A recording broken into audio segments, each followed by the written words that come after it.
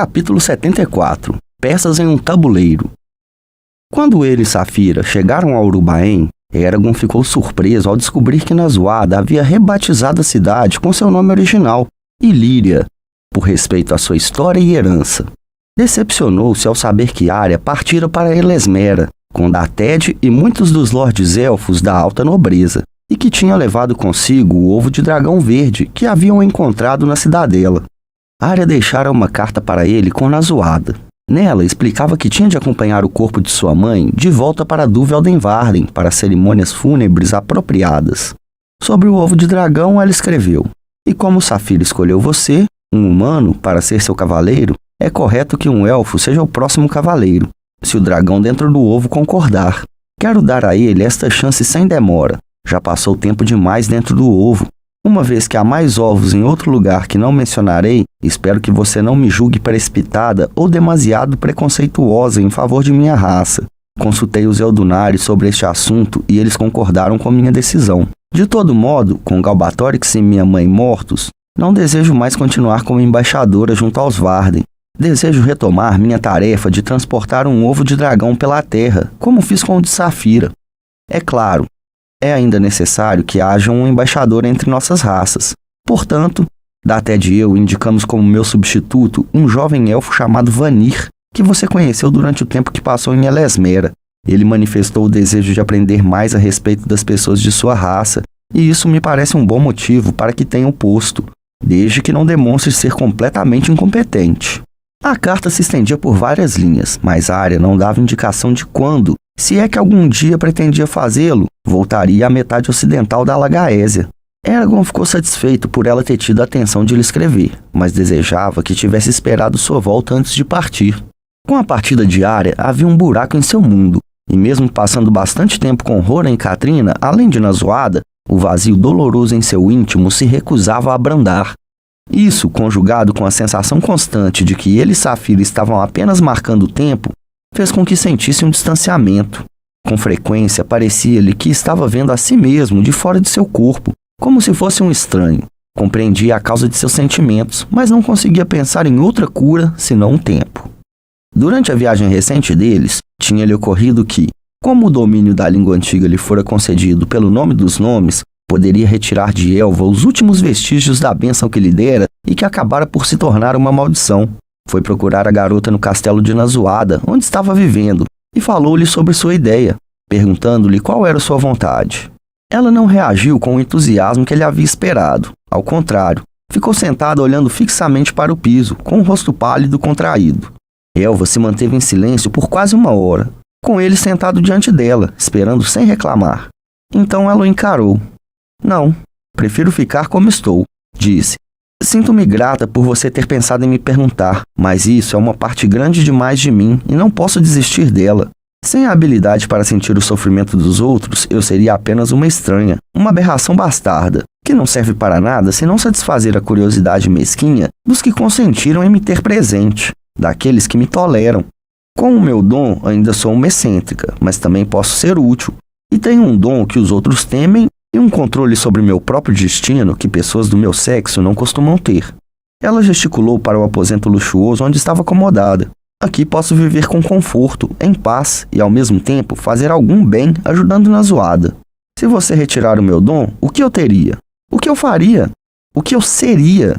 Retirar seu encantamento, Eragon, não seria nenhuma bênção. Não, vou ficar como estou e suportarei por livre e espontânea vontade os fardos do meu dom. Mas agradeço sinceramente." 2 dias depois que ele e Saphira pousaram no que agora era Ilíria, Nazuada os mandou em outra viagem, primeiro para Gilead e depois para Selnon, as 2 cidades que os elfos tinham capturado, de modo que Eragon pudesse mais uma vez usar o nome dos nomes para eliminar os encantamentos de Galbatorix. Tanto Eragon quanto Saphira acharam a visita a Gilead desagradável, pois os fez recordar de quando os Urgaus haviam capturado Eragon por ordem de Durza, e também da morte de Oromes. Eragon e Saphira dormiram 3 noites em Selnon. Era diferente de qualquer cidade que tivessem visto antes. As construções eram basicamente de madeira, com tetos inclinados de telha, que no caso das casas maiores tinham várias camadas. Os bicos dos telhados geralmente eram enfeitados com esculturas estilizadas de uma cabeça de dragão, Já as portas eram entalhadas ou pintadas com desenhos complexos semelhantes aos homens. Quando partiram, Safira foi quem sugeriu uma alteração na rota. Ela não precisou se esforçar muito para convencer Eragon. O cavaleiro ficou contente depois que ela explicou que a viagem não seria muito demorada. De Seunon, Safira voou para o oeste, cruzando a baía de Fundor, uma vasta extensão de águas revoltas. Os dorsos cinza e negros de grandes peixes marinhos com frequência rompiam as ondas, como pequeninas ilhas coriáceas. Eles espirravam água de seus orifícios de respiração e mergulhavam de volta para as profundezas silenciosas. Atravessaram a baía de Fundor em meio a ventos frios e rajadas e cruzaram as montanhas da Espinha, das quais Eragon conhecia o nome de cada uma. Entraram no Vale Palancar pela primeira vez desde que tinham partido em perseguição aos Hazak, com Bron, no que parecia ter sido uma vida anterior. O vale cheirava a lar para Eragon. O perfume dos pinheiros, salgueiros e abetos lembravam-lhe de sua infância, e o frio cortante do ar lhe dizia que o inverno estava próximo. Aterrissaram nas ruínas carbonizadas de Carvajal, e Eragon perambulou por ruas tomadas por relva e ervas. Um bando de cães selvagens saiu trotando de uma moita de abetos próximas. Pararam quando viram Safira, então rosnaram, latiram e correram em busca de um esconderijo. Safira rosnou e soltou uma nuvem de fumaça, mas não fez nenhum movimento para persegui-los. Um pedaço de madeira se partiu sobre o pé de Eragon, quando ele arrastou a bota em meio a uma pilha de cinzas. A destruição da cidadezinha o deixava entristecido. Grande parte dos aldeões que tinham fugido ainda estava viva, porém, se eles voltassem, Eragon sabia que reconstruiriam Carvajal melhor do que tinha sido. Os prédios entre os quais crescera haviam desaparecido para sempre. A ausência deles exacerbava seu sentimento de que não pertencia mais ao Vale Palancar, e os espaços vazios onde deveriam estar deixavam-no com um sentimento estranho, como se estivesse em um sonho em que tudo se mostrava fora de prumo. O mundo está desarticulado, murmurou. Eragon montou um pequeno acampamento e acendeu uma fogueira, ao lado do que tinha sido a taverna de Morne, preparando uma grande panela de assado. Ao comer, Safira vasculhou as redondezas, farejando tudo que achou interessante. Quando o assado acabou, Eragon levou a panela, a tigela e a colher até o rio Anora e as lavou na água gelada. Ficou agachado na margem rochosa e olhou fixamente para a pluma branca que flutuava na cabeça do vale, as quedas de Igualda, que se estendiam para o alto por 800 metros, antes de desaparecer numa protuberância de pedra bem alto nas montanhas Narmor. Vê-la o fez lembrar-se da noite em que tinha voltado da Espinha com um ovo de Safira na sacola, sem ter nenhuma ideia do que esperava por eles, e nem mesmo de que fariam um par. Vamos embora? Disse para Safira, juntando-se a ela ao lado do poço desmoronado no centro da aldeia. Você quer visitar sua fazenda? Perguntou o dragão, ao senti-lo montar em suas costas. Ele sacudiu a cabeça. Não, prefiro pensar nela como era, não como está. Safira concordou. Contudo, por consentimento mútuo, voou rumo a sul, seguindo o mesmo trajeto de quando haviam partido do Vale Palancar. No percurso, Eragon avistou a clareira onde sua casa estivera, mas estava distante demais e escura o bastante para que pudesse fingir que talvez a casa e o celeiro ainda estivessem intactos. Na extremidade sul do vale, Safira cavalgou uma corrente ascendente de ar até o cume da imensa montanha de rocha nua, Utgard, onde ficava a pequena torre que os cavaleiros tinham construído para vigiar o maluco rei Palancar. A torre outrora tinha sido conhecida como Edok-Sil, mas agora a chamavam de Ristvak Baen, ou o Lugar da Dor, uma vez que era onde Galbatorix tinha matado Vrael.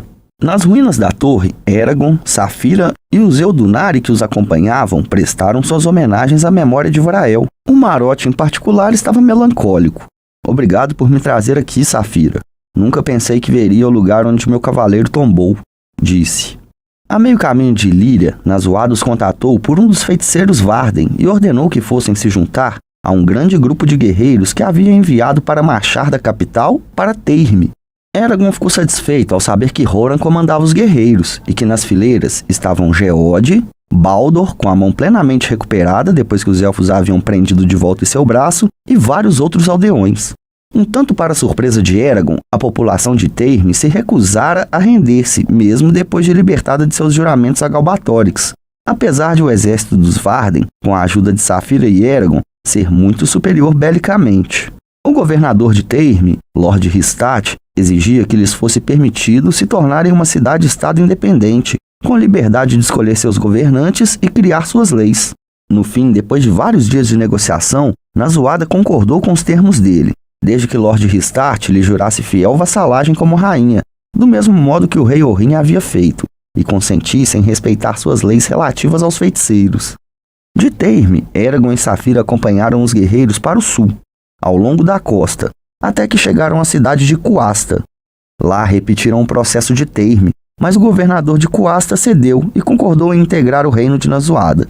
Eragon e Saphira voaram sozinhos para Narda, bem distante ao norte, e obtiveram deles a mesma promessa antes de finalmente voltarem para Ilíria, onde ficaram por algumas semanas em uma mansão vizinha de Nazuada.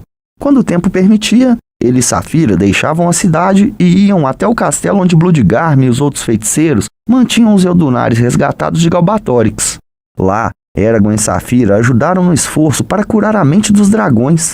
Eles fizeram progressos, mas era lento, e alguns dos Eldunari respondiam mais depressa do que outros.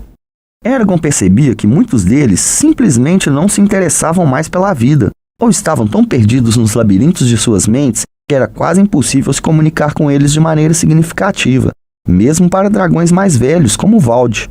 Para impedir as centenas de dragões enlouquecidos de dominar os que estavam tentando ajudá-los, os elfos mantinham a maioria dos Eldunari em um estado semelhante ao transe, preferindo interagir apenas com alguns de cada vez. Eragon também trabalhou ao lado dos feiticeiros de Duvrangata para remover os tesouros da cidadela vazia. Grande parte do trabalho acabou ficando por conta dele, porque nenhum dos outros tinha o conhecimento ou experiência necessária para lidar com muitos dos artefatos encantados que Galbatorix deixara para trás. Mas Eragon não se importou. Ele gostava de explorar a fortaleza em ruínas e descobrir os segredos que estavam escondidos. Galbatorix havia colecionado montanhas de maravilhas ao longo do século anterior, algumas muito perigosas, mas todas interessantes. A favorita de Eragon era um astrolábio que, ao contato com o olho, permitia ver as estrelas mesmo à luz do dia. Ele manteve a existência dos artefatos mais perigosos em segredo, relatando apenas a Saphira e Nazuada, pois considerava perigoso demais que tal conhecimento se espalhasse. Nazuada pôs imediatamente em uso o tesouro recuperado da cidadela para alimentar e vestir os guerreiros, e também reconstruir as defesas das cidades que haviam capturado durante a invasão do Império. Além disso, deu um presente de 5 coroas de ouro a todos os seus súditos, uma quantia irrisória para os nobres, mas uma verdadeira fortuna para os fazendeiros mais pobres.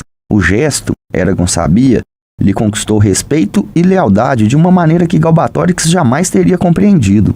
Eles também recuperaram centenas de espadas de cavaleiros de todas as cores e formas, feitas tanto para humanos quanto para elfos. Era um achado de tirar o fôlego. Eragon e Saphira transportaram as armas pessoalmente para o castelo onde estavam os Eldunari, se preparando para o dia em que elas seriam de novo necessárias para os cavaleiros. Runon, pensou Eragon, ficaria contente de saber que tantos exemplos de seu trabalho haviam sobrevivido. Encontraram também milhares de pergaminhos e livros que Galbatorix havia colecionado e que os elfos e Geode ajudaram a catalogar, separando aqueles que continham segredos sobre os cavaleiros ou como fazer magia. Ao examinarem e catalogarem o tesouro de Galbatorix, Eragon mantinha a esperança de que encontrasse alguma menção ao local onde o rei escondera o restante dos ovos de Letblaka. A única menção a Letblaka e aos Hazak que ele viu, porém, foi em obras dos elfos e dos cavaleiros de eras anteriores, onde debatiam a ameaça misteriosa que vinha com a noite e se perguntavam o que poderiam fazer contra um inimigo que não podia ser detectado por nenhum tipo de magia. Agora que podia falar abertamente com ele, Eragon conversava com Geode regularmente, confidenciando-lhe tudo o que havia acontecido com os Eldunari e os ovos, e chegando a contar-lhe sobre o processo que o levara a descobrir seu verdadeiro nome em Vroengard. Conversar com Geode era um consolo, especialmente porque era uma das poucas pessoas que tinham conhecido Bron bem o suficiente para chamá-lo de amigo. Eragon achou interessante observar as manobras necessárias para governar e reconstruir o reino que Nazuada havia construído a partir do que restara do Império. A quantidade de esforço exigido para administrar um país tão grande e diverso era tremenda, e a tarefa nunca parecia terminar. Havia sempre mais a ser feito. Eragon sabia que teria detestado as exigências daquela posição, mas Nazuada parecia vicejar com elas. Sua energia nunca vacilava, e ela parecia sempre saber como solucionar os problemas que lhe eram apresentados. Dia a dia, ele viu a estatura dela crescer entre os emissários, funcionários, nobres e plebeus com quem lidava. Nazuada parecia perfeitamente adequada ao novo papel, embora ele não tivesse certeza de em que medida estava realmente feliz e se preocupasse com ela por causa disso.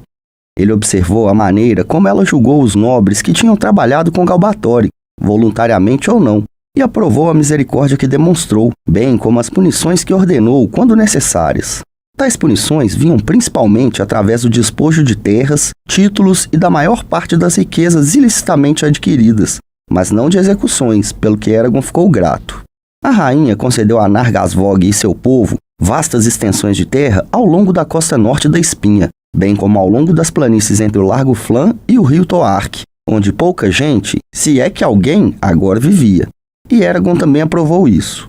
Como o rei Orrin e Lord Ristart, Nargasvog havia jurado vassalagem fiel a Nazuada. Contudo, o Khul gigantesco havia dito: "Meu povo concorda com isso, Lady Caçadora Noturna, mas meu povo tem sangue grosso e memória curta, e palavras não o prenderão para sempre." Numa voz fria, Nazuada respondeu: "Quer dizer que seu povo quebrará a paz? Devo compreender que nossas raças serão de novo inimigas?" "Não", disse ele e sacudiu a cabeça maciça. "Nós sabemos que espada de fogo nos mataria, mas, quando nossos jovens tiverem crescido, eles quererão batalhas para provar sua bravura. Se não houver batalhas, eles as iniciarão. Lamento muito, Caçadora da Noite, mas não podemos mudar isso." Essa conversa preocupou Eragon, e Nazuada também, e ele passou várias noites pensando nos Urgaus, tentando solucionar o problema que criavam. À medida que as semanas se passavam, Nazuada continuou a mandar Eragon e Saphira a vários lugares em Surda e em seu reino, com frequência usando-os como seus representantes pessoais, junto ao rei Orrin, Lord Ristart e outros nobres e grupos de soldados pela terra. Aonde quer que fossem, procuravam um lugar que pudessem servir de lar para os Eldunares nos séculos por vir, e ninho e terreno de provas para os dragões escondidos em Vorengard. Havia áreas da Espinha que eram promissoras, mas a maioria era perto demais de humanos ou de Urgaus, ou então tão distantes ao norte que Eragon imaginava que seriam inóspitas para viver o ano inteiro. Além disso, Murtagh e Torne tinham ido para o norte, e Eragon e Saphira não queriam causar-lhes dificuldades adicionais.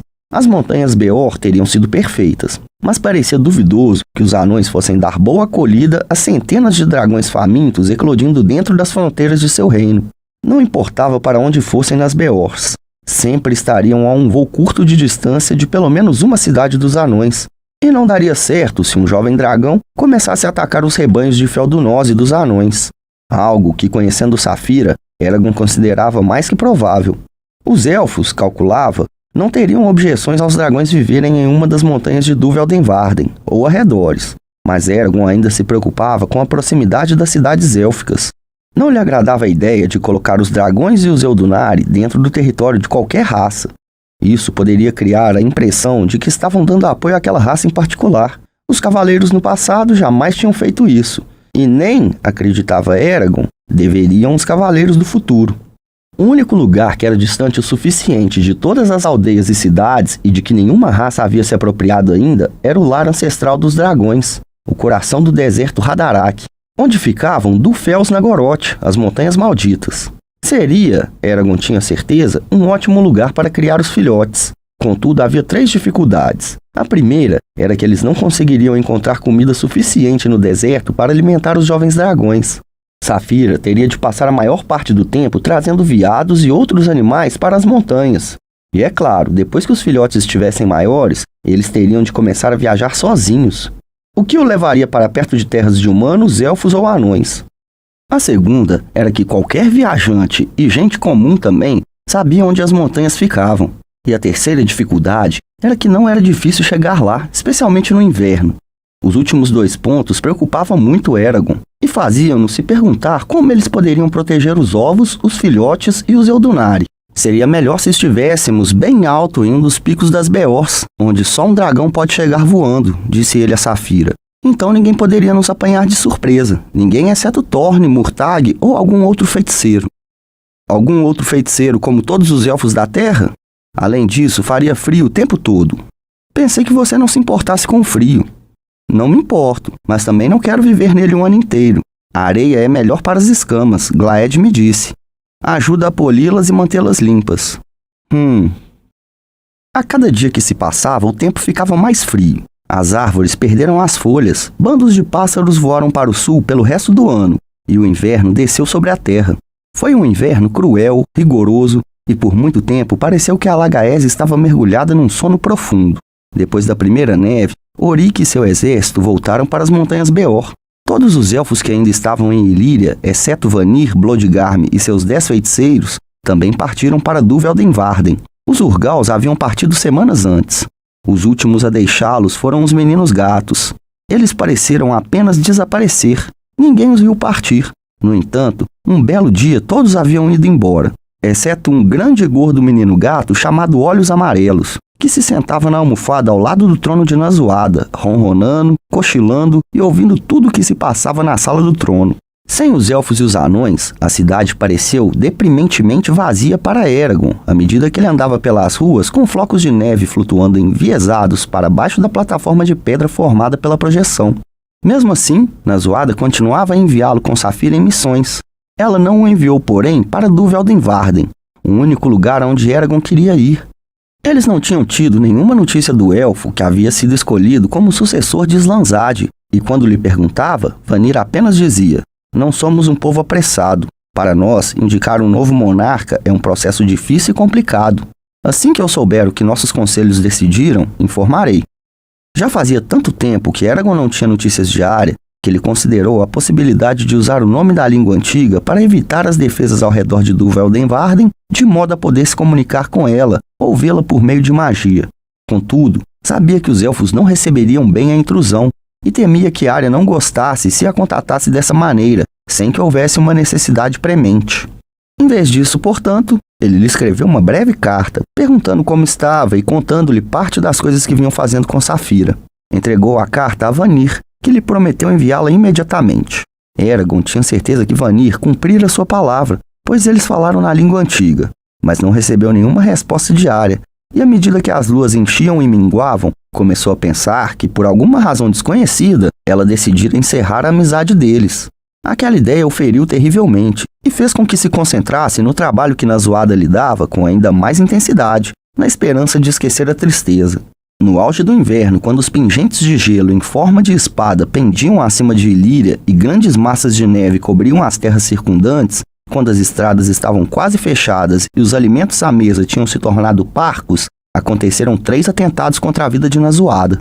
Foram inteligentes e bem concebidos, e o último, que envolveu uma rede cheia de pedregulhos caindo sobre ela, quase teve sucesso, mas com as defesas de Eragon e Elva para protegê-la, Nazoada sobreviveu, embora o último ataque tenha lhe deixado vários ossos quebrados. Durante a terceira tentativa, Eragon e os Falcões da Noite conseguiram matar 2 dos atacantes, cujo número exato permaneceu desconhecido. Os outros escaparam. Eragon e Jormundur tentaram medidas extremas para garantir a vida de Nazoada depois dos atentados. Aumentaram mais uma vez o número de guardas e pelo menos 3 feiticeiros a acompanhavam onde fosse. A própria Nazoada se tornou desconfiada e Eragon viu surgir nela uma dureza que até então não tivera. Não houve mais ataques. No entanto, um mês depois do fim do inverno, as estradas se abriram novamente.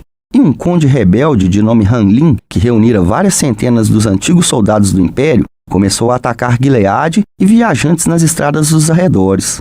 Ao mesmo tempo, outra rebelião um pouco maior ganhou força no sul, liderada por Taros, o rápido de Arolgs.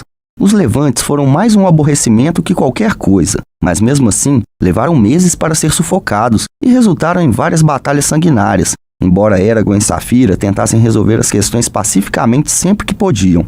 Depois de todas as batalhas em que tinham participado, nenhum dos dois queria mais sangue. Pouco depois dos levantes, Caitriona deu à luz a uma menina grande e saudável de cabelos vermelhos, da mesma cor que os de sua mãe. A menina chorava mais alto que qualquer outro bebê que Eragon já tivesse ouvido, e o aperto de sua mão parecia de ferro. Horan e Caitriona deram-lhe o nome de Ismira, em homenagem à mãe de Caitriona, e sempre que olhavam para ela, a felicidade no rosto deles fazia o cavaleiro sorrir também.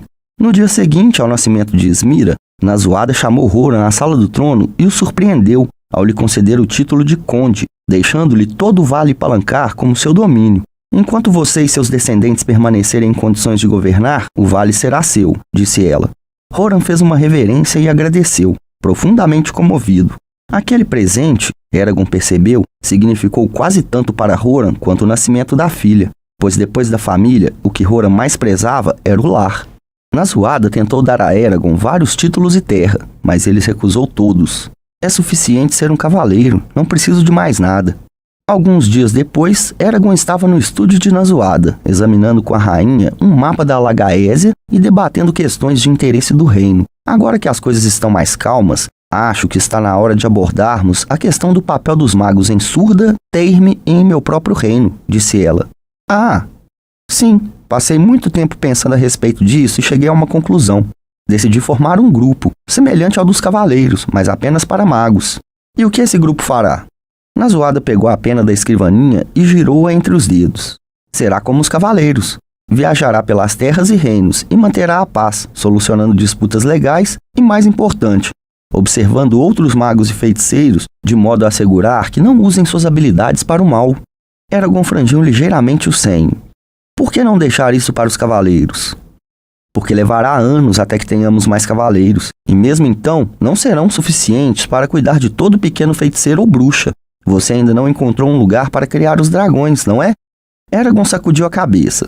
Ele e Saphira sentiam-se cada vez mais impacientes, mas, até aquele momento, não tinham conseguido chegar a um acordo com os Eldunari quanto a um lugar. Aquilo estava se tornando uma questão difícil entre eles, pois os dragões bebês precisavam eclodir tão logo fosse possível.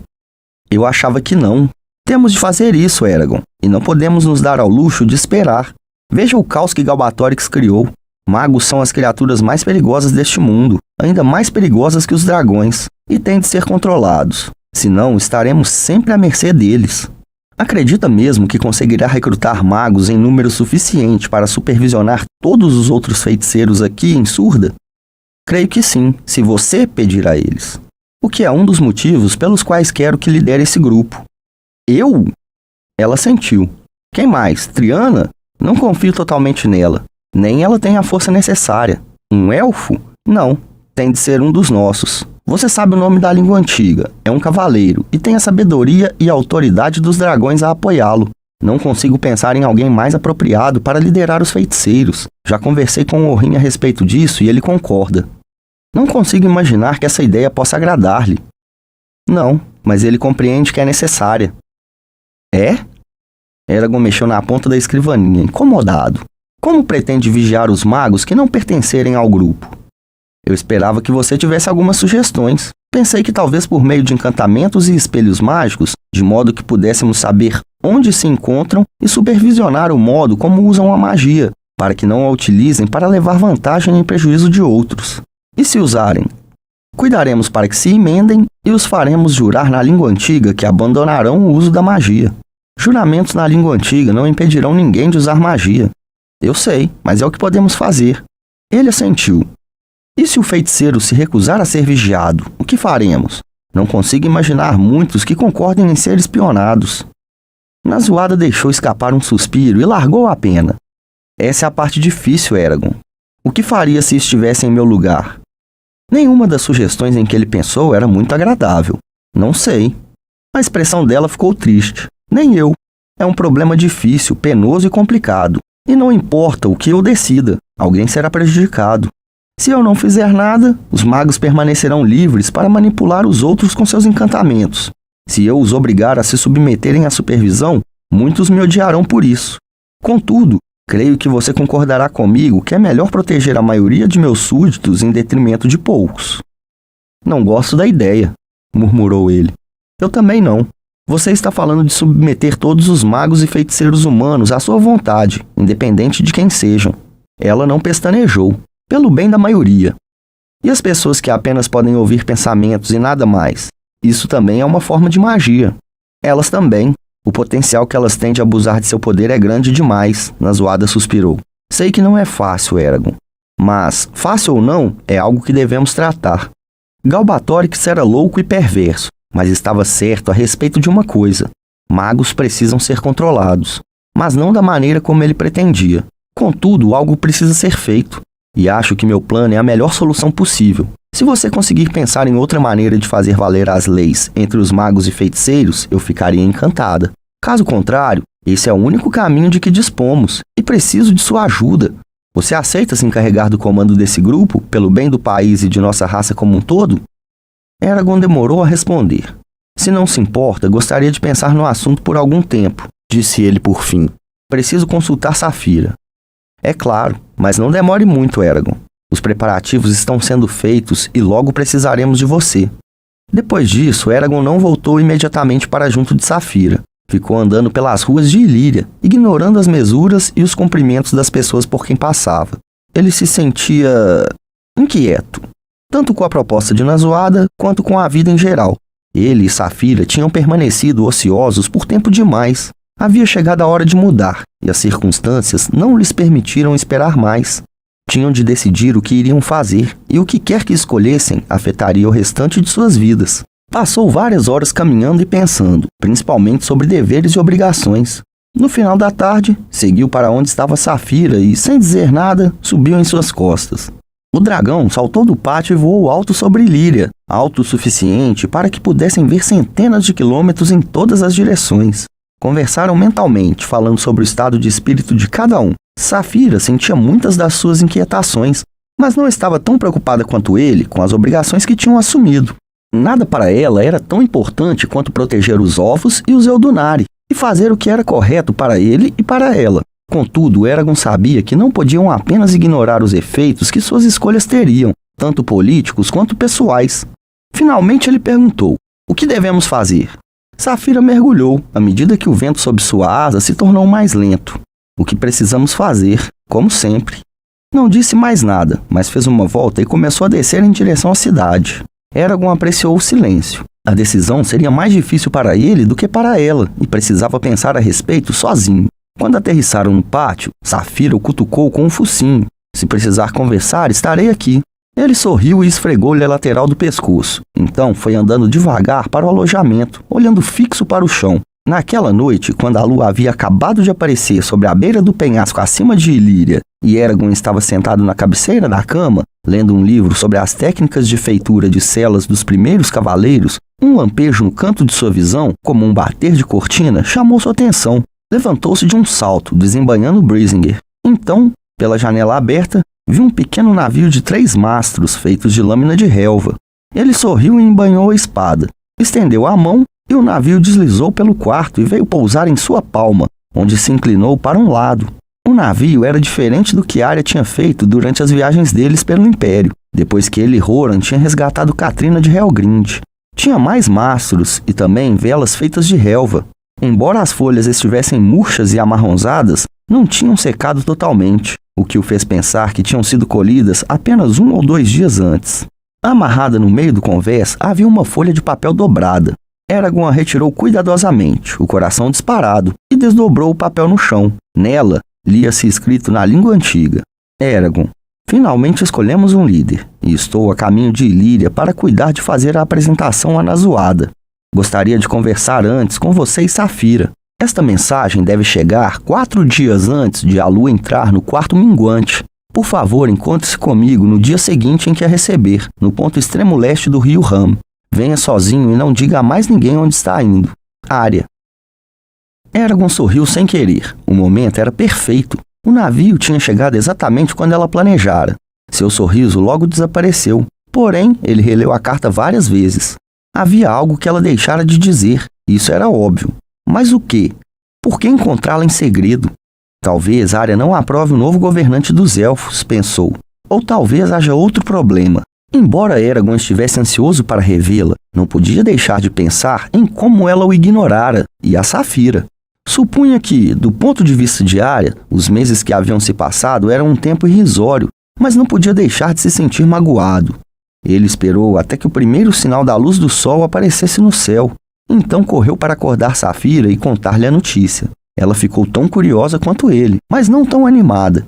Ele lhe colocou a sela e depois saíram da cidade e seguiram rumo nordeste, sem ter dito a ninguém quais eram seus planos, nem mesmo a Glaed e aos outros Eldunari. Capítulo 75. Firnen.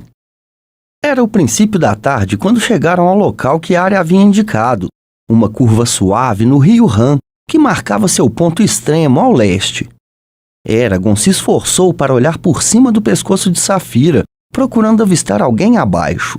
O terreno parecia vazio, exceto por um rebanho de touros selvagens que, ao ver Safira, fugiu, mugindo e levantando nuvens de poeira. Esses e alguns outros animais menores foram as únicas criaturas vivas cuja presença Eragon pôde sentir. Desapontado, voltou o olhar para o horizonte, mas não viu sinal de área. Safira pousou numa ligeira elevação a 45 metros da margem do rio. Ela se sentou e Eragon a acompanhou, apoiando as costas contra seu flanco. No topo da elevação havia um afloramento de rocha macia, como ardósia. Esperando, Eragon se distraiu, moldando um floco do tamanho de um polegar, na forma de uma ponta de flecha. A pedra era mole demais para que servisse para algo senão um enfeite, mas ele se divertiu com o desafio. Quando estava satisfeito com a ponta simples, triangular, colocou-a de lado e começou a trabalhar em outro pedaço maior, moldando-o na forma de um punhal, com lâmina em forma de folha, como os elfos usavam. Não tiveram que esperar tanto quanto ele inicialmente imaginara. 1 hora se passara quando Safira levantou a cabeça do chão e vasculhou as planícies na direção do não tão distante deserto Hadaraki. O corpo dela se enrijeceu contra o dele e Eragon sentiu nela uma estranha emoção, uma sensação de iminência. "Olhe", disse ela. Segurando seu punhal semi-acabado, ele se pôs de pé e olhou para o leste. Não viu nada entre eles e o horizonte, além de relva, terra e algumas árvores solitárias batidas pelo vento. Eragon ampliou sua área de busca, mas mesmo assim não viu nada interessante. "O que?" começou a perguntar e então se calou quando olhou para cima. Bem alto no céu, a leste, viu um lampejo de fogo verde, como uma esmeralda brilhando ao sol. O ponto de luz descreveu um arco através do manto azul do céu, aproximando-se rapidamente, reluzente como uma estrela à noite. Eragon largou o punhal de pedra e, sem tirar os olhos da faísca brilhante, montou nas costas de Safira e prendeu as pernas nas tiras da sela. Ele queria lhe perguntar o que achava que podia ser aquele ponto de luz, numa tentativa de obrigá-la a pôr em palavras sua desconfiança. Mas do mesmo modo que ela não conseguia falar, ele não conseguiu. Safira manteve sua posição, embora abrisse as asas e, mantendo-as dobradas quase à metade, preparava-se para levantar voo. À medida que se tornou maior, a faísca proliferou, dividindo-se em um grupo de dúzias, depois centenas e então milhares de minúsculos pontos de luz. Depois de alguns minutos, a verdadeira forma se tornou visível e eles viram que era um dragão. Safira não conseguiu esperar mais. Deu um rosnado ressoante e saltou da elevação, batendo as asas para baixo. Eragon agarrou-se ao espinho no pescoço à sua frente. Ela ascendia quase na vertical, desesperada para interceptar o dragão verde o mais rápido possível. Eles alternavam-se entre a euforia e uma desconfiança nascida de muitas batalhas. Nessa cautela, agradou-lhes que o sol estivesse às costas deles. Safira continuou a subir até estar ligeiramente acima do dragão verde. Depois manteve a altitude e se concentrou na velocidade. De perto, Eragon viu que o dragão, embora de corpo forte, ainda tinha a aparência magra da juventude. Seus membros não tinham adquirido o peso robusto de Glaed ou de Torne, e era menor que Safira. As escamas em seus flancos e costas eram verde escuras e as da barriga e dos pés eram mais claras, as menores chegando a um tom quase branco. Vistas de perto, as asas eram da cor de azevinho, mas quando a luz brilhava através delas, eram da cor de folhas de carvalho na primavera. Na junção entre o pescoço e as costas do dragão, havia uma cela muito semelhante à de Safira, e nela sentava-se um vulto que parecia ser Arya, os cabelos escuros esvoaçando atrás da cabeça. Aquela visão encheu o coração de Eragon de felicidade, e o vazio contra o qual havia lutado por tanto tempo desapareceu como a escuridão da noite diante do sol nascente. Quando os dragões passaram voando um pelo outro, Safira rugiu, e o outro dragão rugiu em resposta. Eles viraram e começaram a voar em círculos, como se perseguindo o rabo um do outro. Safira ainda ligeiramente mais acima do dragão verde, que não fez nenhuma tentativa de ultrapassá-la. Se tivesse, Eragon teria temido que estivesse tentando ganhar vantagem antes de atacar. Ele sorriu e gritou para o vento. Arya gritou em resposta e levantou o braço. Eragon tocou sua mente, só para se certificar, e soube num instante que era realmente a elfa, e que Cavaleira e Dragão não queriam lhes fazer mal. Ele se afastou um momento depois, pois teria sido rude prolongar o contato mental sem o consentimento dela. Ela responderia às perguntas dele quando conversassem em terra. Safira e o dragão verde rugiram de novo, e o dragão verde chicoteou o rabo. Perseguiram um ao outro pelo ar até chegarem ao rio Han. Lá, Safira assumiu a dianteira e voou em espiral descendente até que pousou sobre a mesma elevação onde ela e Eragon tinham ficado esperando. O dragão verde pousou a 30 metros de distância, agachando-se. Arya se soltou da sela. Eragon soltou as tiras de suas pernas e saltou para o solo, a bainha de Brísinger batendo contra o flanco. Eles correram um para o outro e se encontraram na metade do caminho entre os dois dragões, que os seguiam a um passo mais moderado, suas passadas pesadas sobre o solo. À medida que se aproximava, Eragon viu que, no lugar da tira de couro que Arya geralmente usava para manter o cabelo para trás, um diadema de ouro descansava sobre sua fonte. No centro, um diamante em forma de lágrima faiscava com uma luz que não vinha do sol, e sim de dentro dele. Na cintura pendia uma espada de cabo verde, uma bainha verde, que ele reconheceu como Tamerlane, a mesma espada que o Lorde Elfo Fior havia lhe oferecido para substituir Zarrock, e que outrora havia pertencido ao cavaleiro Arva.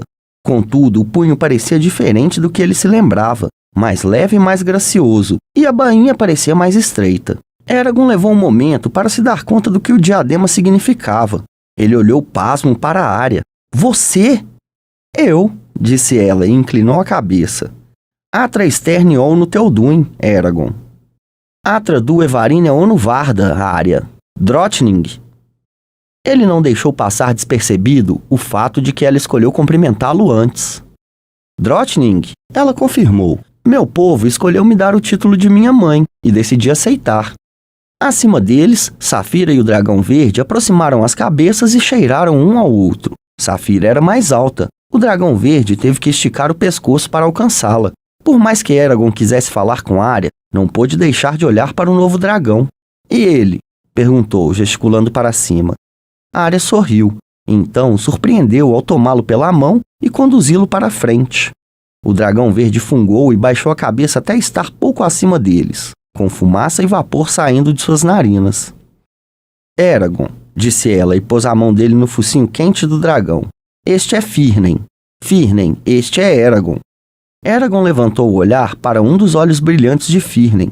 Os aros de músculos dentro da íris do dragão eram verde claros e amarelos, como folhas de relva novas. Estou muito contente por conhecê-lo, Eragon, amigo matador de espectros, disse Firnen. Sua voz mental era mais grave do que Eragon esperava, mais grave até do que a de Thorne ou Glaed, ou de qualquer dos Eldunari de Vroengard. Minha cavaleira me falou muito de você. E o dragão piscou uma vez com um pequeno ruído rascante, como uma concha quicando sobre uma pedra. Na mente larga e ensolarada de Firnen, revestida de sombras transparentes, Eragon percebeu a emoção do dragão. Eragon se sentiu dominado pelo espanto, maravilhado de que aquilo tivesse acontecido. Também estou contente por conhecê-lo, Firnen Finarel. Nunca imaginei que viveria para ver você eclodir livre dos encantamentos de Galbatorix. O dragão esmeralda rosnou baixinho. Parecia orgulhoso e cheio de energia, como um gamo no outono. Então voltou a olhar para Safira. Entre os dois, muita coisa foi trocada. Através de Safira, Eragon pôde sentir o fluxo de pensamentos, emoções e sensações, lentas de início, mas depois ganhando a velocidade de uma torrente. Arya sorriu ligeiramente. Eles parecem gostar um do outro. É verdade. Com o entendimento mútuo a guiá-los, ele e Arya saíram debaixo de Safira e Firnen, deixando os dragões a sós. Safira não se sentou como normalmente fazia, permaneceu agachada, como se estivesse a ponto de dar um bote num veado. Firnen fez o mesmo. As pontas de seus rabos se agitaram. Arya parecia bem, melhor do que estivera desde a temporada que tinham passado juntos em Elesmera. Por falta de uma palavra mais apropriada, ele teria dito que ela parecia feliz. Nenhum deles falou por algum tempo, observando os dragões. Por fim, Arya se virou para ele. Peço desculpas por não ter contado antes. Deve ter ficado decepcionado comigo por ignorar você e Safira por tanto tempo e por guardar um segredo como Firnen. Você recebeu minha carta? Recebi. Ela enfiou a mão na frente da túnica e retirou um quadrado de pergaminho maltratado que, depois de alguns segundos, Eragon reconheceu. Eu quis responder, mas Firnen já havia eclodido e eu não quis mentir para você, nem por omissão. Por que mantê-lo em segredo? Com tantos dos criados de Galbatorix ainda à solta e tão poucos dragões, não quis arriscar que ninguém soubesse da existência de Firnen antes que ele estivesse grande o suficiente para se defender. Acredita mesmo que um humano poderia ter entradas escondidas em Dúveldervarden e matado Firnen? Coisas mais estranhas já aconteceram.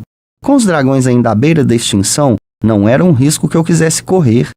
Se pudesse, manteria Firnen em Dúveldervarden durante os próximos 10 anos, até que estivesse tão grande que ninguém ousasse atacá-lo. Mas ele quis partir e não pude lhe dizer não. Além disso, chegou a hora de me encontrar com Nazuada e Orique em meu novo papel. Eragon podia sentir Firnen contando a Saphira sobre sua primeira vez em que tinha caçado um veado na Floresta dos Elfos.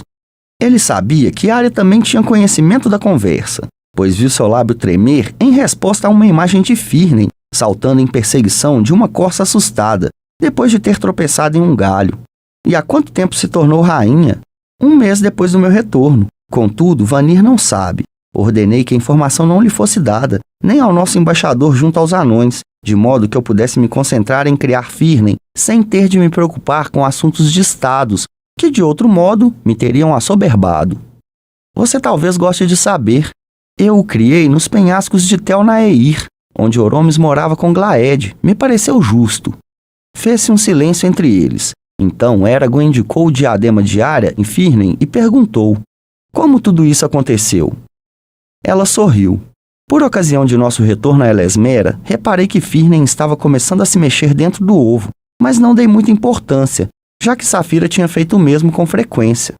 Contudo, depois que chegamos a Dúveldenvarden e passamos pelas defesas, ele eclodiu. Era quase meia-noite e eu estava falando com ele, contando-lhe sobre o mundo e dizendo-lhe que estava em segurança.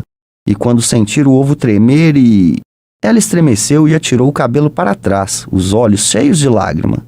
O laço é eterno e tudo o que imaginei que seria. Quando nos tocamos, eu sempre quis ser cavaleira de dragão, Eragon, para proteger meu povo e vingar a morte do meu pai nas mãos de Galbatorix e dos renegados. Mas até o momento em que vi a primeira rachadura no ovo de Firnen, nunca tinha me permitido acreditar que poderia se tornar realidade. Quando você tocou? Sim. Ela levantou a mão e mostrou a ele a marca prateada na palma, igual à sua Gadway Ignácia. Pareceu com... Ela fez uma pausa, buscando as palavras. Água fria como gelo que borbulha e estala. Exatamente isso. Sem perceber, ela cruzou os braços como se sentisse frio. E vocês voltaram para Elesmera, disse Eragon. Agora, Saphira estava contando a Firnen sobre quando ela e Eragon tinham nadado no Lago Leona durante a viagem para Drasleona com Bronn. Voltamos para Elesmera. E foram viver nos penhascos de Tel Naeir. Mas por que se tornar rainha quando já era cavaleira? Não foi minha ideia. Dated e os outros anciões da nossa raça vieram à casa nos penhascos e me pediram para assumir a coroa de minha mãe. Recusei, mas eles voltaram no dia seguinte, e no dia depois, e todos os dias durante uma semana. E a cada vez tinham novos argumentos para o motivo pelo qual eu deveria aceitar a coroa. No fim, me convenceram de que seria o melhor para o nosso povo. Mas por que você? Porque era filha de Islanzade? Ou porque tinha se tornado cavaleira de dragão? Não foi apenas porque Islanzade era minha mãe, embora esse fosse parte do motivo. Nem foi porque eu era cavaleira. Nossa política é muito mais complicada do que a dos humanos ou a dos anões, e a escolha de um novo monarca nunca é fácil. Envolve obter o consentimento de dúzias de casas e famílias, bem como de vários membros mais idosos de nossa raça. E toda a escolha que fazem é parte de um jogo sutil que estivemos jogando entre nós há milhares de anos. Havia muitos motivos porque eles queriam que eu me tornasse rainha, nem todos óbvios. Eragon se mexeu inquieto, olhando de Saphira para Arya, sem conseguir se conciliar com a decisão de Arya. Como você pode ser cavaleira e ao mesmo tempo rainha? Perguntou. Os cavaleiros não devem apoiar mais uma raça que as outras. Seria impossível para os outros povos na Lagaésia confiar em nós se o fizéssemos. E como você poderá ajudar a reconstruir nossa ordem e criar a nova geração de dragões se estiver ocupada com suas responsabilidades em Elesmera? O mundo não é mais como costumava ser, respondeu ela. Nem os cavaleiros podem se manter à parte, como faziam antes. Existem muitos poucos de nós para nos mantermos sozinhos, e levará algum tempo para que venha a existir um número suficiente de nós para ocuparmos nosso lugar de antigamente. De todo modo, você já jurou vassalagem a Nazuada e a Orique e Dungrinth Ingaton, mas não a nós, não aos Alfaquin. É justo que também tenhamos um cavaleiro e um dragão. Você sabe que eu e Saphira lutaríamos pelos elfos do mesmo modo que pelos anões e pelos humanos, protestou ele. Eu sei, mas os outros não sabem. As aparências importam, Eragon. Você não pode mudar o fato de que deu sua palavra na zoada e que deve lealdade ao clã de Orique. Meu povo sofreu muitíssimo durante os últimos 100 anos, e embora possa não ser evidente para você, não somos mais o que outrora éramos. Na mesma medida em que declinou a fortuna dos dragões, declinou a nossa. Menos crianças nasceram entre nós e nossa força diminuiu. Além disso, alguns já disseram que nossas mentes não são mais aguçadas como costumavam ser, embora seja difícil provar se é verdade ou não. O mesmo se aplica aos humanos, ou pelo menos foi o que Glaed me disse. Ela sentiu. Ele está certo. As nossas raças levarão tempo para se recuperar. Muito dependerá do retorno dos dragões. Além disso, do mesmo modo que a liderança de Nazuada é necessária para ajudar a conduzir a recuperação de sua raça, meu povo também precisa de uma liderança. Com Islanzade morta, me senti obrigada a assumir a tarefa.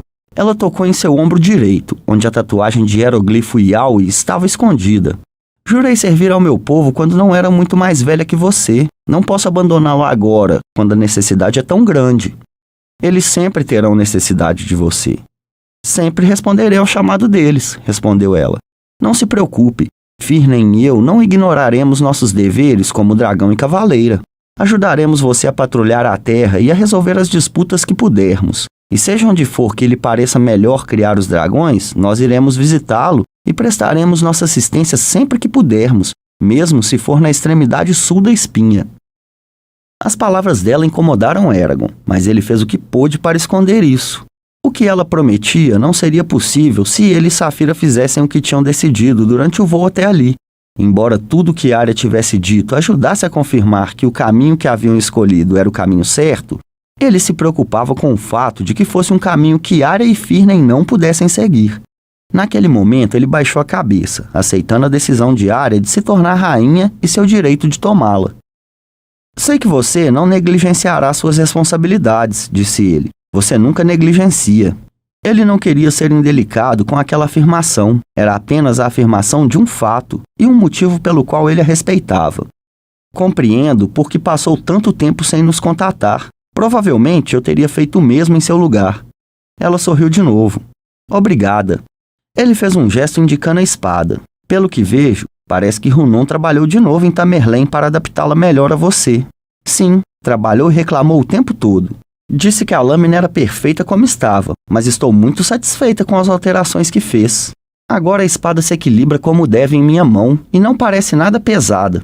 Observando os dragões, Eragon tentou pensar numa maneira de falar a Arya sobre seus planos. Antes que pudesse dizer qualquer coisa, porém, ela perguntou: Você e Saphira estão bem? Sim, estamos. E o que mais de interessante aconteceu desde que você escreveu? Eragon pensou por um minuto, então lhe fez um breve relato das tentativas contra a vida de Nazuada, as rebeliões no norte e no sul, o nascimento da filha de Horan e Katrina, o título de nobreza que Horan recebera e a lista dos tesouros recuperados da cidadela. Por fim, contou-lhe sobre a ida a Carvahal e a visita ao túmulo de Bron. Durante a conversa, Saphira e Firnen começaram a andar em círculo, um atrás do outro, as pontas dos rabos chicoteando mais rápido que nunca. Ambos estavam com a boca ligeiramente aberta e rosnando baixo, como Eragon nunca tinha ouvido. Parecia quase que iam atacar um ao outro, o que o preocupava, mas o sentimento de Saphira não era de raiva ou de medo. Era... Quero testá-lo, disse Saphira. Ela bateu com o rabo no chão, fazendo Firnen se deter. Testá-lo? Como? Para quê? Para descobrir se ele tem ferro nos ossos e fogo na barriga para estar à minha altura. Tem certeza? Perguntou ele, compreendendo a intenção dela. Saphira bateu de novo o rabo contra o solo e ele sentiu a certeza e a força do desejo dela. Sei de tudo a respeito dele, tudo exceto isso. Além disso, ela disse em tom divertido, dragões não passam a vida toda se acasalando. Está bem, mas tenha cuidado. Mal tinha acabado de falar quando Safira avançou e mordeu Firnen no flanco esquerdo, tirando sangue e fazendo Firnen arreganhar os dentes e saltar para trás. O dragão verde rosnou, parecendo inseguro, e recuou diante de Safira quando ela avançou para ele. Safira! Pesaroso, Eragon se virou para a Arya, com a intenção de pedir desculpas. A Arya não parecia aborrecida.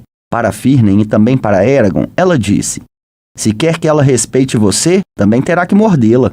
Ela levantou a sobrancelha para Eragon e ele respondeu com um sorriso enviesado, compreendendo.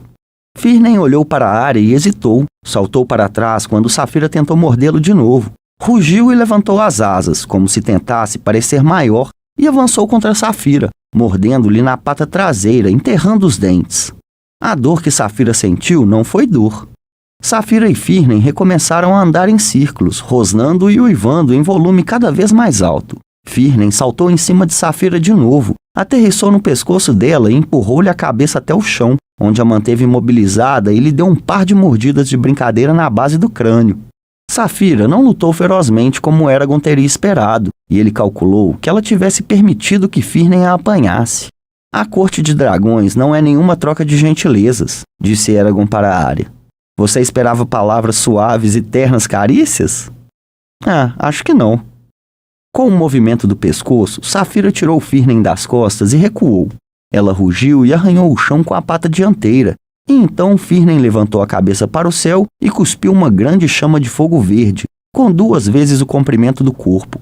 Ah! Exclamou Arya, parecendo encantada. O quê? É a primeira vez que ele cospe fogo.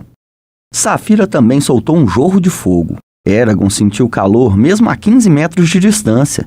Então ela se agachou e saltou para o céu, subindo em linha reta. Firnen a seguiu um instante depois.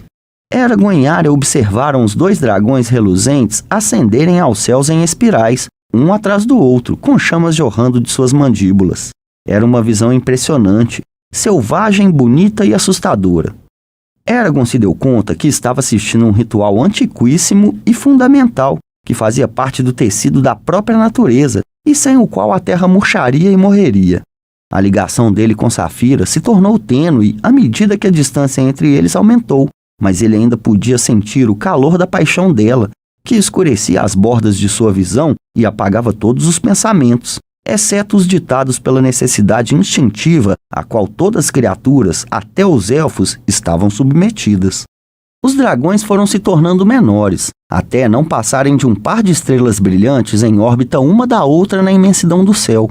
Por mais longe que estivesse, Eragon ainda recebia alguns lampejos de pensamentos e sentimentos de Safira, e embora tivesse vivenciado muito daqueles momentos com os Eldunares, quando tinham-lhe contado suas lembranças, suas faces enrubesceram do mesmo modo que as pontas de suas orelhas, e ele se viu incapaz de olhar diretamente para a Arya. Ela também parecia afetada pelas emoções dos dragões, embora de maneira diferente da dele. Olhava para Safira e Firnen com um ligeiro sorriso, e seus olhos brilhavam mais que o habitual, como se a visão dos 2 dragões a enchesse de orgulho e felicidade. Eragon deixou escapar um suspiro, então se agachou e começou a desenhar na terra, como uma folha de relva. Bem, não demorou muito, disse. Não, respondeu Arya. Permaneceram assim por alguns minutos, ela de pé, ele agachado, e tudo em silêncio ao redor deles, exceto pelo som do vento solitário. Afinal, Eragon ousou levantar o olhar para a Arya. Ela parecia mais bonita do que nunca. Mais que isso até. Ele viu sua amiga e aliada. Viu a mulher que havia ajudado a salvá-lo de Durza, que havia lutado ao seu lado contra inúmeros inimigos, que estivera presa com ele nos subterrâneos de Drasleona, e que, no fim, matara Shruikan com a Dalt da Ert. Ele se lembrou do que ela lhe contara sobre a vida em Elesmera, de seu relacionamento difícil com a mãe e dos muitos motivos que a haviam levado a deixar Dúvelden-Varden e servir como embaixadora dos elfos. Pensou nas mágoas que ela havia sofrido, algumas por causa da mãe, outras por causa do isolamento que vivenciara entre os humanos e os anões, e ainda mais quando perdera Faolin, e então suportar as torturas de Durza em Gilead. Pensou em todas essas coisas e sentiu uma ligação profunda com ela, e também uma tristeza, e um súbito desejo de capturar o que via o dominou. Com Arya meditando, Eragon olhou ao redor até que encontrou um pedaço de achatado de ardósia que se projetava da terra. Fazendo o mínimo de ruído possível, ele escavou a pedra com os dedos e espanou a terra até a pedra ficar limpa. Eragon precisou de um momento para se lembrar dos encantamentos que outrora havia usado. Depois modificou-os para extrair as cores de que precisava da terra ao redor. Dizendo as palavras silenciosamente, ele entoou o encantamento. Um lampejo de movimento com um rodopiar de água lamacenta perturbou a superfície achatada de pedra. Cores, vermelho, azul, verde e amarelo, floresceram na pedra e começaram a formar linhas e formas, ao mesmo tempo em que se misturavam para formar outros tons mais sutis. Depois de alguns segundos, apareceu uma imagem de Arya. Quando a completou, ele encerrou o encantamento e examinou a Feit. Ficou muito contente com o que viu. A imagem parecia uma representação verdadeira e honesta de Arya, ao contrário da que tinha feito dela em Elesmera. A que ele agora tinha na mão possuía uma profundidade que faltava a outra. Não era uma imagem perfeita, no que dizia respeito à composição, mas estava orgulhoso de ter conseguido capturar tanto do caráter dela. Naquela única imagem, conseguiu reunir tudo o que sabia a seu respeito, a escuridão e a luz. Ele se permitiu apreciar aquela sensação de prazer com sua obra por mais um momento. Então, jogou a placa de ardósia para o lado, na intenção de parti-la contra o chão. "Causta!" disse Arya, e a placa fez uma curva no ar e foi parar na mão dela. Eragon abriu a boca, pretendendo explicar ou se desculpar, mas então pensou melhor e não disse nada. Segurando a Feit, Arya olhou fixamente para ela com um olhar muito atento. Eragon a observou curioso, se perguntando como ela reagiria. Um minuto longo e tenso se passou. Arya baixou a Feit. Eragon se levantou e estendeu a mão para pegar a imagem, mas ela não fez nenhum movimento para devolvê-la. Parecia perturbada e o coração dele se apertou. Não queria que a Feit a tivesse aborrecido. Encarando-o olhos nos olhos, ela disse na língua antiga: "Eragon, se você quiser, eu gostaria de lhe dizer meu verdadeiro nome na língua antiga." A oferta dela o deixou pasmo. Atordoado e com grande dificuldade, conseguiu dizer assentindo: "Ficaria honrado em ouvi-lo." Arya deu um passo adiante e colocou os lábios junto ao ouvido dele, e num sussurro quase inaudível disse-lhe seu nome. Enquanto ela falava, o nome ressoou na mente dele, e com ele veio uma onda de conhecimento. Partes do nome ele já conhecia, mas havia muitas outras que o surpreenderam. Partes que ele se dava conta que deviam ter sido difíceis para Arya contar a ele. A elfa deu um passo atrás e esperou pela resposta dele, a expressão de seu rosto deliberadamente vazia. O nome dela levantava numerosas questões para Eragon, mas ele sabia que não era hora de fazê-las. Em vez disso, precisava tranquilizar Arya, assegurando-lhe que não a admirava menos por causa do que ficara sabendo. E não admirava menos. Na verdade, conhecer o nome dela havia aumentado o respeito que sentia, pois lhe havia mostrado a verdadeira extensão da falta de egoísmo e da dedicação dela ao dever. Sabia que se reagisse mal ao nome, ou mesmo se dissesse a coisa errada sem querer, poderia destruir a amizade deles. Ele encarou o olhar de Arya e disse, também na língua antiga: Seu nome é um bom nome. Você deve se orgulhar de quem é. Obrigado por me contar. Estou contente de ter você como amiga e prometo que manterei seu nome sempre em segurança. Você gostaria agora de ouvir o meu? Ela assentiu. Gostaria. E prometo lembrá-lo e protegê-lo enquanto for seu. Um nervosismo dominou Eragon. Sabia que não haveria volta no que estava a ponto de fazer. Algo que achava ao mesmo tempo assustador e emocionante. Ele se aproximou um passo como Arya tinha feito, pondo os lábios junto à orelha dela e sussurrando seu nome tão baixo quanto pôde. Seu ser inteiro vibrou com o reconhecimento das palavras. Recuou subitamente apreensivo. Como ela o julgaria? Pois ela o faria. Não poderia deixar de julgá-lo. Arya deixou escapar um longo suspiro e olhou para o céu por mais um momento. Quando se virou para ele de novo, sua expressão estava mais suave que antes. Você também tem um bom nome, Eragon, disse em voz baixa. Contudo, não creio que seja o nome que tinha quando deixou o Vale Palancar. Não. Nem creio que seja o nome que teve durante o tempo que passou em Elesmera. Você cresceu muito desde que nos conhecemos. Tive que crescer. Ela assentiu. Você ainda é jovem, mas não é mais uma criança. Não, não sou mais criança. Mais que nunca, Eragon se sentiu atraído por ela. A troca de nomes havia criado um laço entre eles, mas de que tipo ele não tinha certeza, e sua incerteza o deixava com uma sensação de vulnerabilidade. Ela o tinha visto com todos os seus defeitos e não o rejeitara. O aceitara como ele era, do mesmo modo que ele a havia aceitado. Além disso, a elfa vira em seu nome a profundidade de seus sentimentos por ela, e isso também não a afastara. Ele debateu se devia dizer algo sobre o assunto, mas não podia deixar passar. Depois de reunir coragem, disse: Arya, o que acontecerá conosco? Ela hesitou, mas ele percebeu que compreendera o que estava tentando dizer. Escolhendo as palavras com cuidado, ela respondeu: Não sei. Houve uma época, como você sabe, em que eu teria dito nada. Mas, mais uma vez, você ainda é jovem, e humanos com frequência mudam de ideia. Daqui a 10 anos, ou talvez até 5, é possível que você não sinta mais o que sente agora. Meus sentimentos não vão mudar, afirmou ele com certeza absoluta. Ela examinou o rosto dele por um momento longo e tenso. Então ele notou uma mudança em seus olhos. Se não mudarem, então, talvez com o tempo, ela pôs a mão no queixo dele. Você não pode me pedir mais agora. Não quero cometer um erro com você, Eragon. Você é importante demais para isso, tanto para mim quanto para toda a Lagaésia. Ele tentou sorrir, mas saiu mais uma careta que um sorriso. Mas nós não temos tempo, disse ele, a voz embargada. Ele se sentia nauseado. Arya franziu o senho e baixou a mão. O que quer dizer? Ele olhou fixamente para o chão, tentando pensar em como contar a ela. No final, falou da maneira mais simples que pôde. Ele explicou a dificuldade que ele e Saphira estavam tendo para encontrar um lugar seguro para os ovos e os Eldunari. Então, explicou o plano de Nazuada de formar um grupo de magos para vigiar todos os feiticeiros humanos.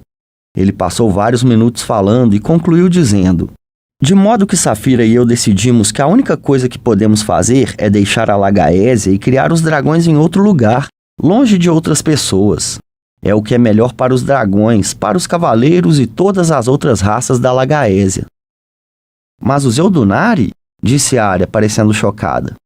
Os Eldunari também não podem ficar. Eles nunca estariam seguros, nem em Elesmera. Sempre haverá aqueles que tentarão roubá-los e usá-los para seu benefício pessoal. Não, precisamos de um lugar como Vrongard, um lugar onde ninguém possa encontrar os dragões para feri-los e onde os filhotes e dragões selvagens não possam ferir ninguém. Eragon tentou sorrir, mas desistiu. Foi por isso que eu disse que não temos tempo. Saphira e eu pretendemos partir assim que pudermos, e se você ficar, não sei se jamais voltaremos a nos ver. Arya olhou para a Ferte que ainda tinha na mão, abalada. Você desistiria de sua coroa para vir conosco? Perguntou ele, já sabendo a resposta. Ela levantou o olhar. Você desistiria de cuidar dos ovos? Ele sacudiu a cabeça. Não. Por algum tempo eles ficaram em silêncio, ouvindo o vento. Como você encontraria candidatos para os cavaleiros? Perguntou ela. Nós deixaremos alguns ovos, suponho que com você, e depois que eles eclodirem, eles e seus cavaleiros virão a se juntar a nós e lhe enviaremos mais ovos. Deve haver outra solução, além de você, Saphira e os Eldunari abandonarem a Lagaésia. Se houvesse, nós a escolheríamos, mas não há. E os Eldunari? E Glaed e o Marote? Já falou com eles a respeito disso? Eles concordam? Não falamos com eles, mas concordarão, eu sei. Você tem certeza quanto a isso, Eragon? É realmente a única maneira? Abandonar tudo e todas as pessoas que conheceu? É necessário. E nossa partida sempre foi predestinada. Ângela a previu quando leu minha sorte em Teirme e tive tempo para me acostumar à ideia. Ele estendeu a mão e tocou Arya na face. De modo que pergunto de novo, quer vir conosco? Um rio de lágrimas surgiu nos olhos dela, e ela abraçou a Ferte contra o peito. Não posso. Ele assentiu e tirou a mão do rosto dela. Então, nos separaremos. As lágrimas também encheram os olhos dele, e ele lutou para manter a compostura. Mas ainda não, sussurrou ela. Ainda temos algum tempo juntos. Você não vai partir imediatamente. Não, não imediatamente. E eles ficaram lado a lado, contemplando o céu e esperando que Saphira e Firnen voltassem. Depois de algum tempo, a mão dela tocou na dele e ele a segurou. E, embora aquilo fosse um pequeno consolo, ajudou a amenizar a dor em seu coração.